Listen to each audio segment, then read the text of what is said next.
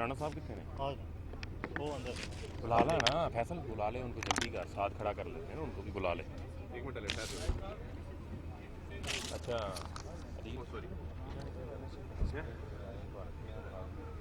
उन्होंने कहा जी कि ਅਸੀਂ ਸਾਰੇ ਆਪਣੇ ਅੱਜ ਦੇ ਦਿੱਤੇ ਨੇ ਟ੍ਰੇਲ ਦੇ ਦਿੱਤੀ ਹੈ ਔਰ ਅੱਜ ਇਹ ਵੀ ਲਿਖ ਕੇ ਦੇ ਦਿੱਤਾ ਕਿ ਅਸੀਂ ਫਾਰਮ ਕੋਈ ਫੰਡਿੰਗ ਨਹੀਂ ਲਈ ਤੇ ਅੱਜ ਦੱਸ ਦਿੰਦੇ ਆ ਸਾਡੀ ਟ੍ਰੇਲ ਕੀ इलेक्शन कमीशन में 4 साल बाद याद आई इन्होंने ट्रेल।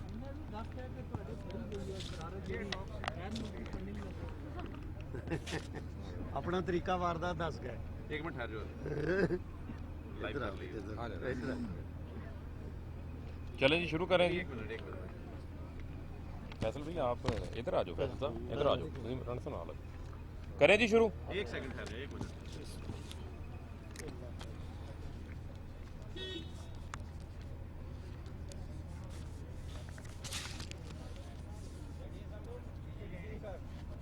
करो जी।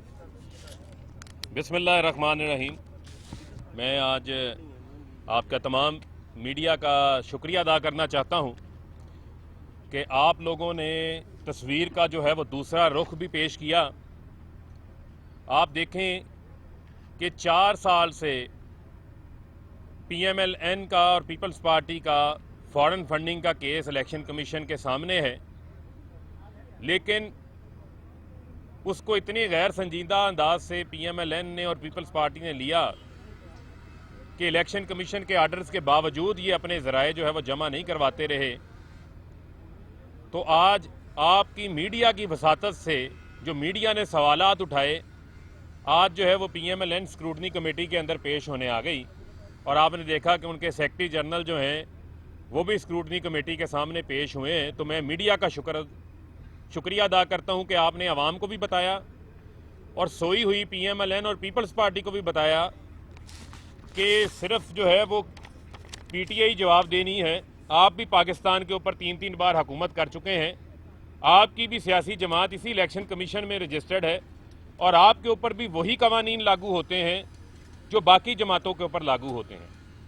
जो बुनियादी चीज़ है वो बड़ी वाज़ेह है कि PMLN ने इलेक्शन कमीशन के बड़े वाज़े आर्डर्स हैं 6/2/2020 के आपने यानी कि 2 जून 2020 के आर्डर्स बड़े वाज़े हैं कि आपने बताना है कि आपके अकाउंट्स में जो करोड़ों अरबों रुपया आया है, जो पॉलिटिकल पार्टीज ऑर्डर 2002 शिक 13 का कानून भी ये कहता है कि आपने अपने अकाउंट में आए आमदन अखराजात के ज़राए आपने बताने हैं।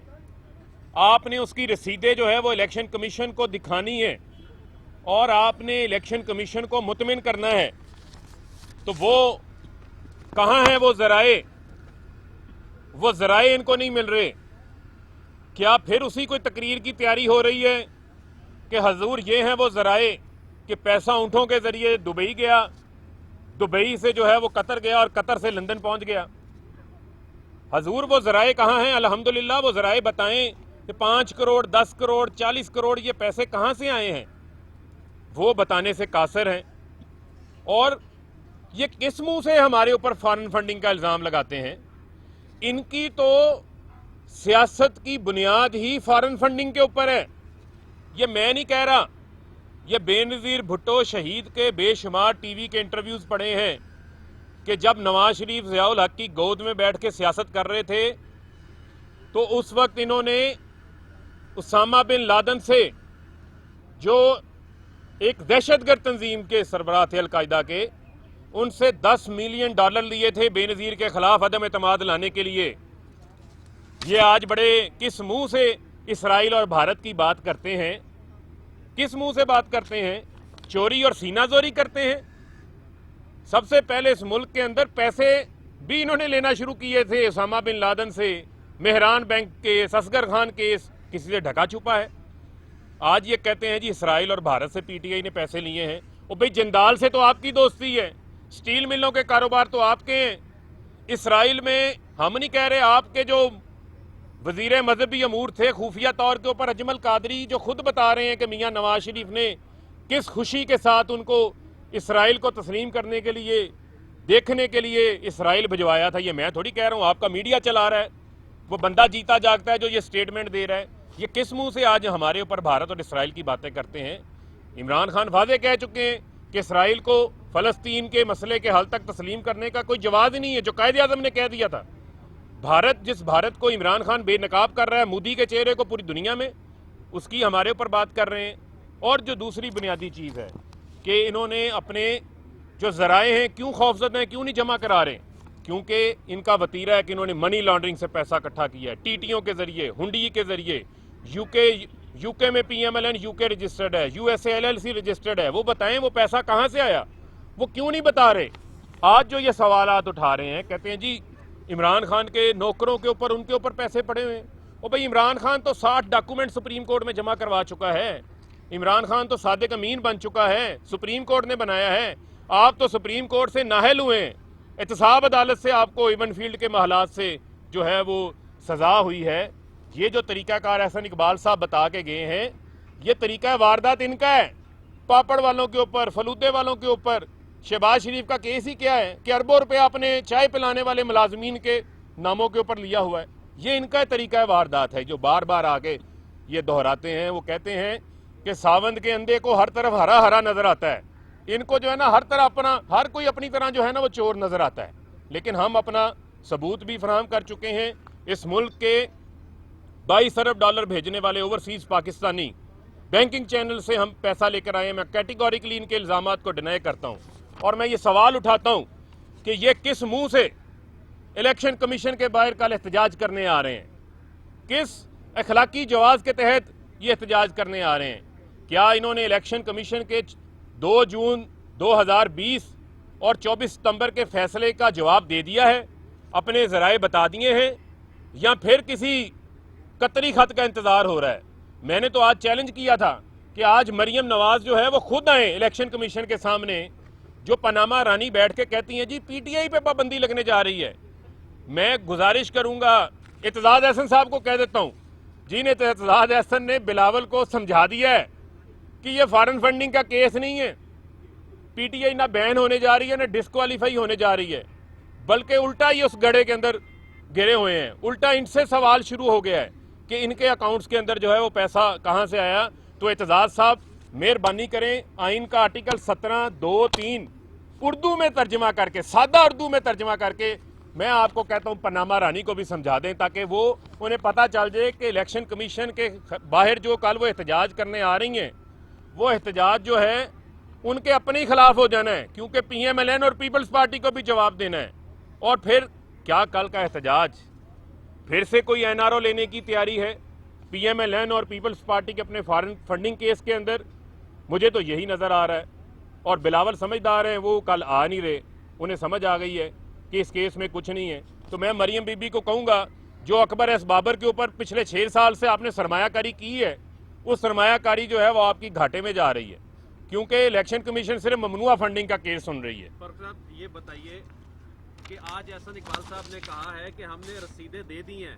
आज हमने उनको ये डिक्लेरेशन ये भी बता दिया कि हमने कोई फॉरेन फंडिंग नहीं ली और रसीदें भी दे दी हैं। आपका इल्ज़ाम ये था कि इनसे वो चंदा देने वालों के शनाख्ती कार्ड मांगे जा रहे हैं, ये नहीं दे रहे। तो आज इन्होंने क्या इन कैमरा इजलास में दे दिए रसीदें? देखें ना, इन्होंने कोई रसीदें दी हैं, ना इन्होंने कोई शनाख्ती कार्ड दिए हैं, और जो इनसे पैसे मांग, जो इनसे ज़राए मालूम किए जा रहे हैं, वो मैं नहीं कह रहा, मेरी ख्वाहिश नहीं है, वो इलेक्शन कमीशन का मैंने आपको बता दिया है। पॉलिटिकल पार्टीज़ का ऑर्डर का आर्टिकल 13 है, जो पाबंद बनाता है हर पार्टी को कि उसने अपनी जमा करवाई गई आमदन अखराजात की तफसीलात के ज़राए बताने हैं कि ये पैसा जो है वो कहाँ से आया है।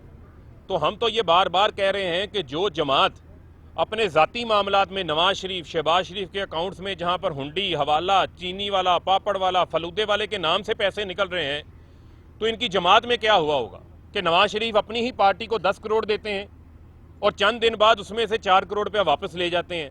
तो ये तो टिपिकल तरीका है कि पैसा मनी वाइड करने का। पहले पैसा यहाँ से बाहर भिजवाते थे, फिर महबूब अनवर नामी शख्स जो कभी मुल्क से बाहर गए ही नहीं, कभी लंदन गया ही नहीं, शायद ख्वाब में भी लंदन ना गया हो, उसके नाम के ऊपर लंदन से जाली कार्रवाई डाल के अपने अकाउंट्स में पैसे डाले हुए हैं। ये भी इसी तरह इन्होंने किया हुआ है, लोगों को कमीशन देने के लिए, ठेके देने के लिए कैश, कहते कैश पैसे पकड़े हुए हैं, कैश पैसे पकड़े हुए हैं। वो भाई कैश पैसे पकड़े हैं तो जिसने पैसे पकड़ाए हैं उस फरिश्ते का भी नाम बता दें। फिर कहते हैं कि जनाब वो तो अल्लाह को प्यारा हो गया जिसने ये 5 करोड़ दिया था, अब हम उसका शनाख्ती कार्ड कहाँ से लेकर आए। तो जब इस किस्म की बातें होंगी सवाल तो कि आज जो कार्रवाई 1 घंटे से ज्यादा चली है उसमें हुआ क्या? देखें, आज जो कार्रवाई चली है उसमें हमने बुनियादी पॉइंट उठाया है। हमने कहा है कि इलेक्शन कमीशन का 2 जून 2020 का फैसला और 24 सितंबर का जो फैसला है उस फैसले के तहत जो है वो आप अपने ज़राए इलेक्शन कमीशन को जो है वो जमा करवाएं, जिसमें इलेक्शन कमीशन कह रहा है कि इन्होंने अपना रिकॉर्ड जमा नहीं करवाया। सर वो कंपनी के हवाले से बता दें जो बर्तानिया में इन्होंने एक रजिस्टर्ड करवाई है। बर्तानिया में PMLN तस्लीम कर ली यूके, है बर्तानिया में PMLN यूके रजिस्टर्ड है।